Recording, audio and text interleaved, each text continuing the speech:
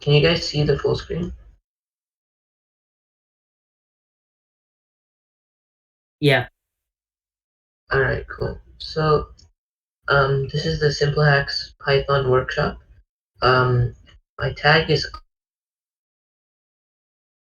Arjun24 #7810. So you can like DM me or like ping me in Mentor, Helper, wherever, and I'll just respond to you if you need help throughout the day. Can you guys still see it?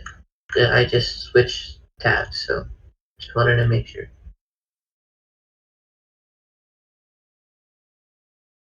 Yeah, you can. So, I'm gonna go over like basically 10 things.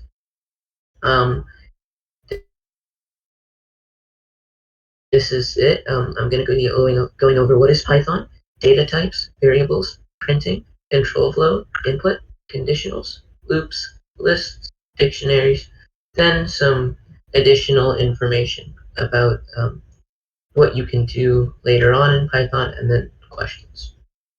So let's start. What is Python? Python is a general purpose coding language. Um, Basically, what that means is you can do both back-end development, which is like writing programs or making games or things like that, just doing sort of the main fluff, I guess you could say, as well as you can do web development, which is what you usually use HTML, CSS, and JavaScript. Um, you can basically do everything. We even use it in data science, um, machine learning. It's a very popular language. It's the most popular coding language as it's very easy to learn. So it's very, very useful. So I put some famous companies to use Python. It's Instagram. They use it for their backend. Google also uses it for their backend. Spotify, if you see the Spotify and Netflix, if you see the like what's next for you or things like that, um, those are all examples of machine learning, and that's what Python does. So during this course, we're going to be using Replit. Basically, there's a lot of like famous IDEs that you can use. Personally, I use VS Code as well as all the JetBrains stuff. I think it's really good. However, Replit is really useful during a project like this because you guys have teammates. A lot of you have teammates, so you can collaborate with each other, and it's online, so you don't have to like have the file on your computer. You can just log in and work anywhere. And participants of this event, you can see it in the Simplihacks um, about, I think. There you can see that you get 1 month of their hacker plan for free. So let's start with data types. So data types are how we classify items in Python. Every single item is a part of a certain data type. There's four major data types, then there's six if you go in more deeply, and then there's just more. So it grows as you learn more Python, but there are four major ones, and these are integers, floats, strings, booleans. So let me explain each of these step by step. So integers are whole numbers. Any whole number is an integer. This include 3, 5, 7, 25. These are all different integers. Floats are integers with decimals. So as listed, 4.6, 3.9, 10.7. These are all a float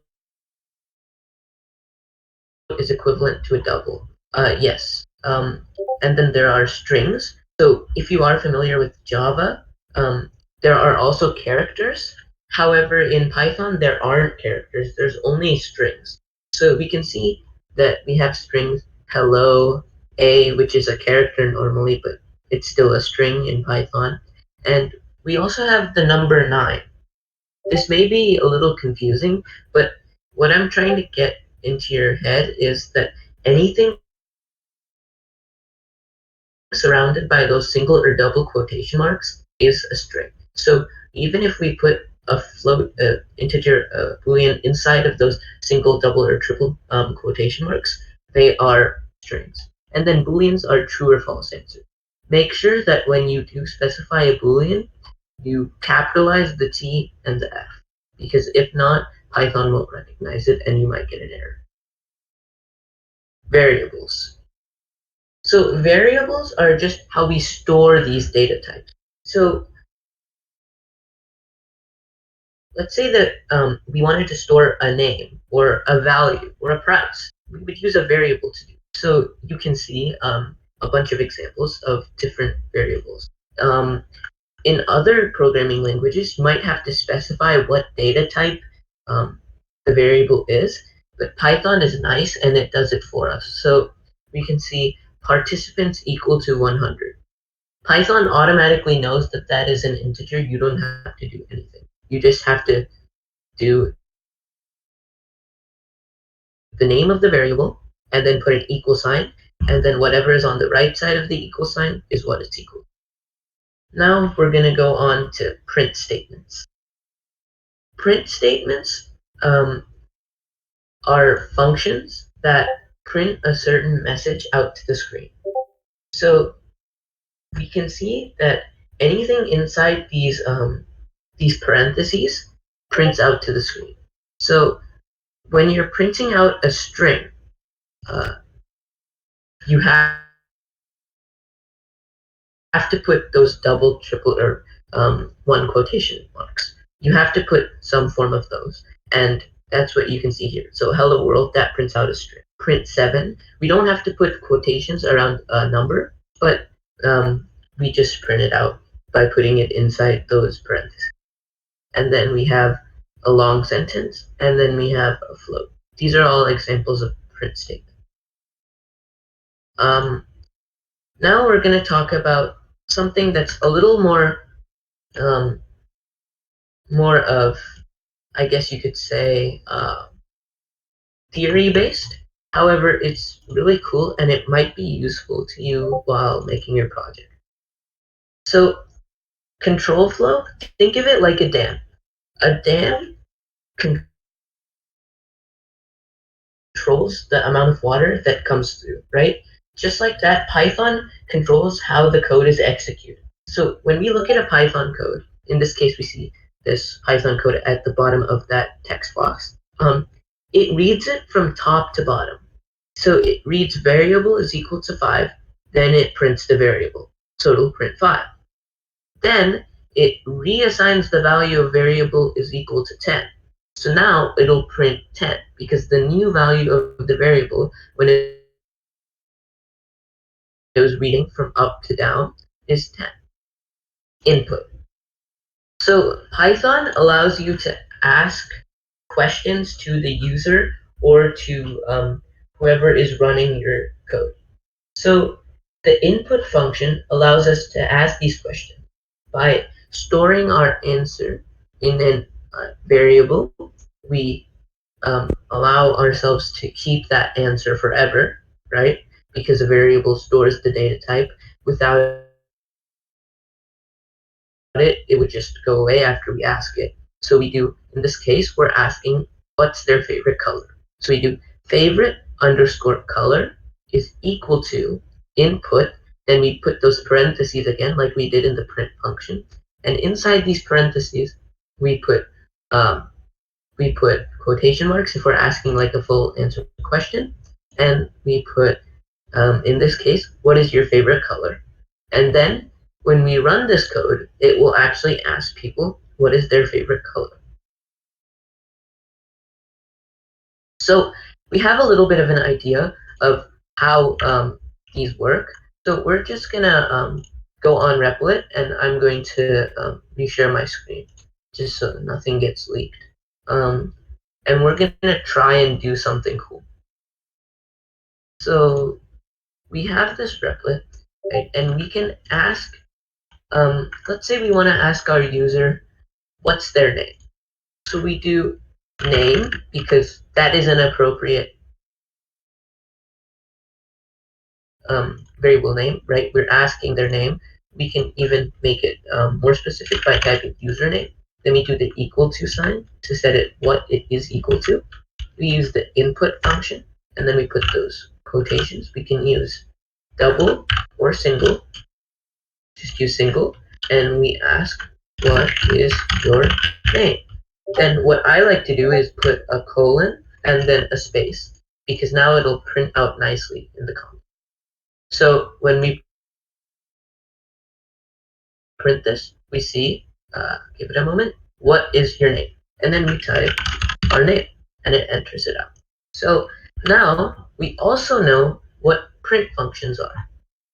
So we can now do something where we print hello, comma, after username. So what will this do? It will print hello, comma, name. So it'll print hello, in this case Arjun, when I type it in. So it prints hello, Arjun. I misplaced that and it printed it. So that's just one example of how we can use print functions and user input.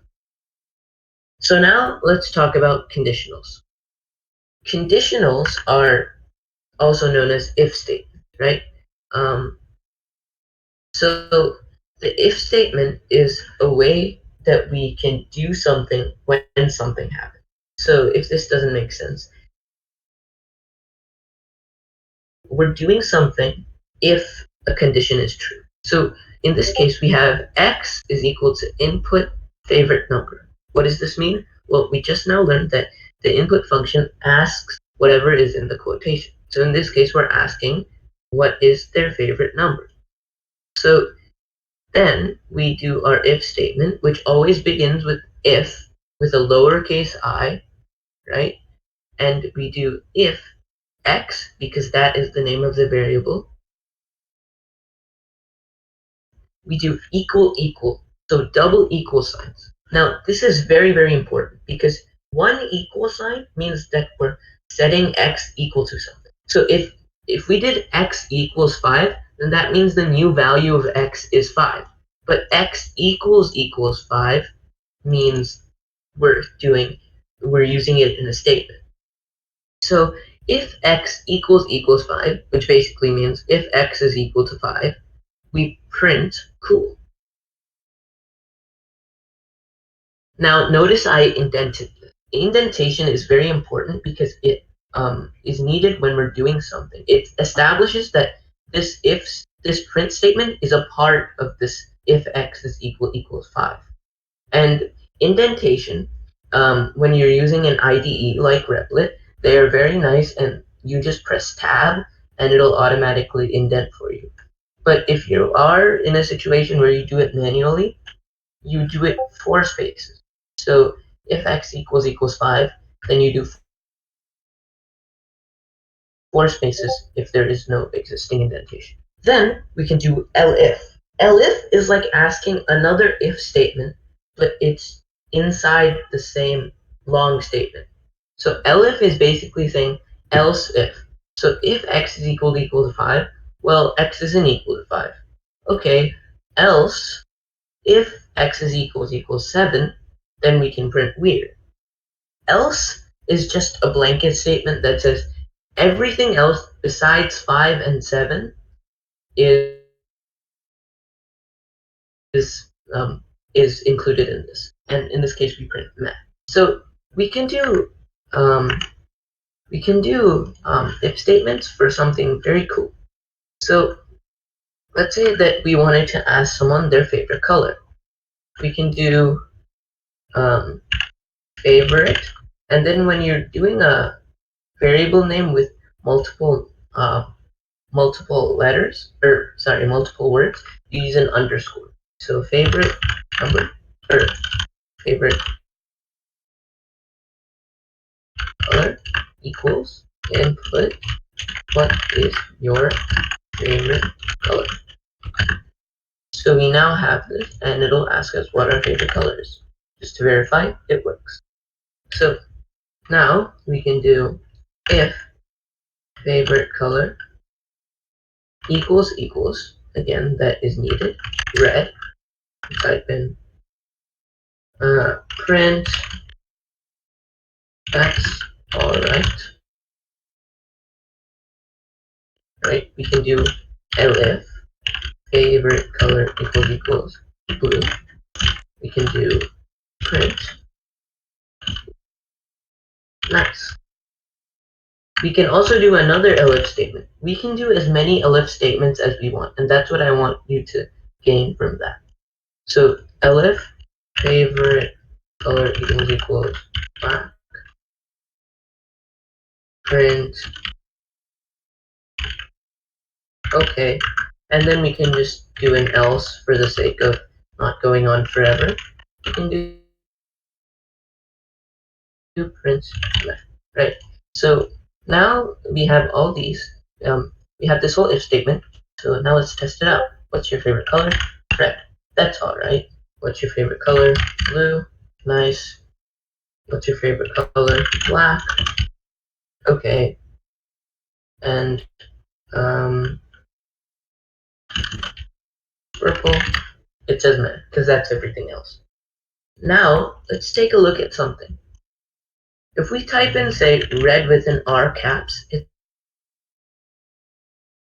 says meh. This is because when we asked the if statement, we did it in all lowercase. So what we can do to prevent this is make favorite color all lowercase. So we can make favorite color equal to favorite color dot lower. The dot lower function just makes everything set to lowercase in the thing.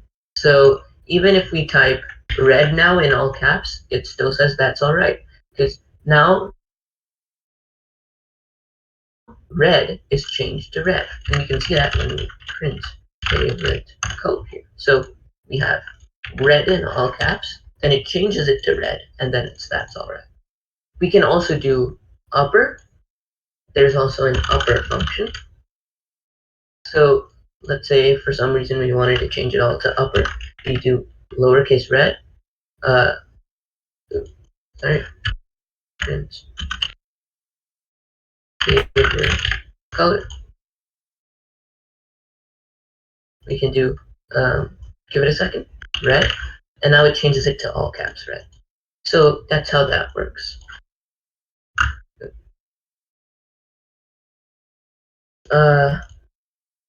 Now let's go on to loops. There are two types of loops. There's a while loop and there's a for loop. The while loop is used to execute a statement until the statement is satisfied, I guess. So it's better to learn with an example. We have x is equal to 1. While x is less than or equal to 5, print high. Now, by itself, that would print high forever, because we know that x is equal to 1. It'll always be 1, so it'll always print high forever, and it'll eventually crash. But we can also add an x plus equals 1. This basically means that every time we do this while statement, it'll print high, then it'll add 1 to x. Now x is 2. Then it'll just check again if it's less than or equal to 5, and then it'll do that. So it'll do that for all the times that it's less than or equal to 5. And this is very useful when you're doing something in a game where you're doing tic-tac-toe. You want to loop like rock, paper, scissors, shoot. You can do that with while loops. For loops iterate over a sequence. That seems confusing, but basically what that means is the sequence is whatever is the string, list, or tuple, and we see for x in banana. That just means for all the letters in banana, print x. So when we do this, we'll get each individual letter in banana. So we can do for x in banana, print x. So now it'll run through, and every single time it'll go for x in b, print x. So now it's b. Then it'll change the value to a, it'll print a. So just like that, you see, banana.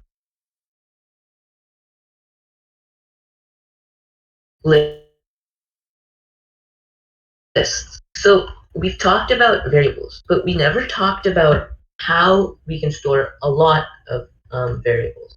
In this case, like let's say we're getting an answer from like 50 people, but we want to store it in the same variable because it all is the same thing. We can do this with lists. So they store multiple items in a single variable. So in this case, we have names, right? And then inside the names, we have these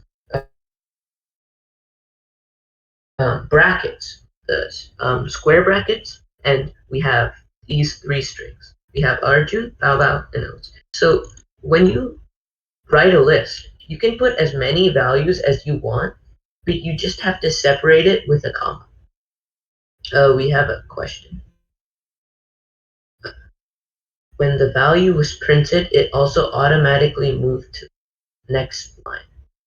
How do you avoid that? What example are you talking about? Okay, so we'll just continue for that. So, for X and banana, it automatically moves to the next. How do you avoid that? Well, yeah, that's pretty much the point of it. It goes through every letter and then prints that out. So it sets its value to each letter in banana and then prints it out in a line. So that's pretty much what it's supposed to do. It's not supposed to. If you just wanted to print them out by itself, you can just print banana or print whatever input you get. So let's say you wanted to add a value to a list after the list is already created. So we have a list that's equal to 1, 5, 65, 7, 8. So now we can do list dot append. Append just means we're adding something onto the existing list. So list dot append, and we add, let's say, 10. So it runs it, no errors. So now let's test that by printing the list. If this worked correctly, we should see a 10 after the 8. And we see it. So that's how we do it. We just append after the variable, or after the list. Yeah, so Python isn't like other languages. It automatically adds a new line after. We can't really do anything about that. That's the set value when they created Python, I guess. So dictionaries. Dictionaries are another data type. They're a more complex data type, and they store data values in key value pairs. Basically, what that means is they um, they store it based on the value. So we see brand, and then it'll store Ford. Model, it'll store Mustang. Year, it'll store 1964. So it stores it based on the value. So the key value in this is year, then it'll store 1964.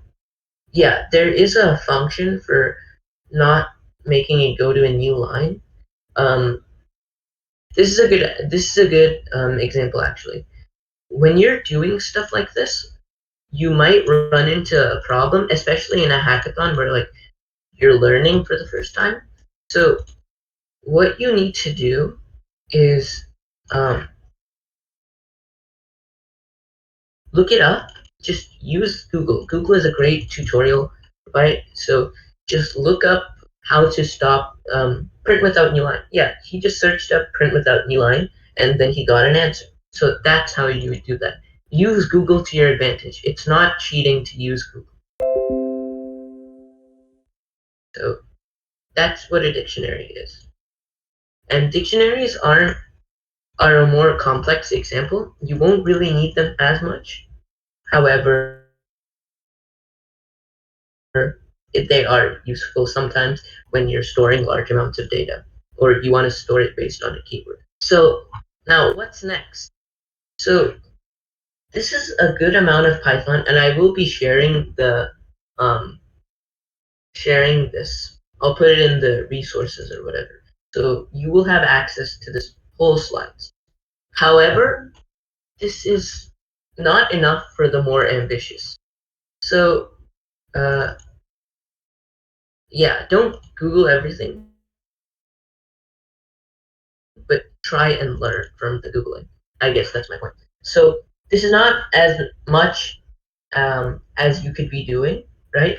So what you can do is you can experiment with different libraries in Python, and you can just search up libraries. There's libraries for everything. So when you are doing your project, you know basic Python now, and you can experiment with these new libraries and use the internet to your advantage to help you out with it. I personally know discord.py and JS. So if you need help with that, just DM me if you are doing that. But there's also stuff like PySimple which allows you to make like actual programs that you can see, as well as game libraries where you can make games. So that's what's next. You can just experiment and learn more, and uh, make sure to use Google as an advantage. And finally, any questions? Again, all of this is recorded, and we will be sharing the slides to you. So, do you have any questions?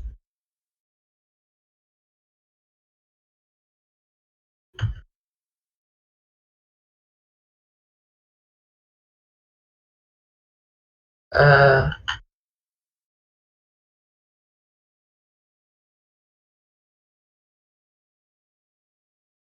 I'll wait for a minute or two, but let me put it in the resources.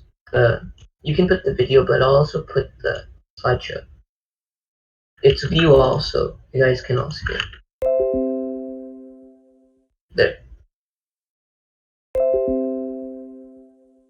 What is the best program to learn Python on? I learned it from a YouTube video, and from there on, I just took a course and I just continued to experiment with it, and I learned it.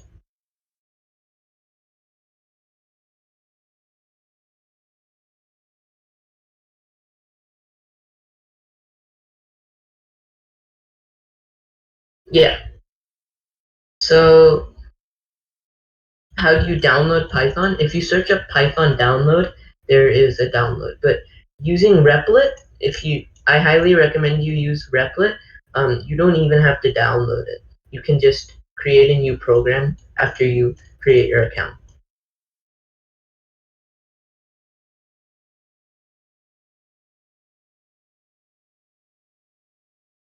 But if you want to, you just search up Python down. Yeah, Python.org. So that's pretty much it I'm seeing. So thank you for your time. Have a good day. I tried to keep this very short because I wanted to. Visual Studio Code is an IDE that allows you to edit. Yeah, I use it too. It's very useful. Um, no problem. It's very useful, but to use it, you do need to install Python first. It's just a place where you can edit your code and write your code, like Replit, but not on mine.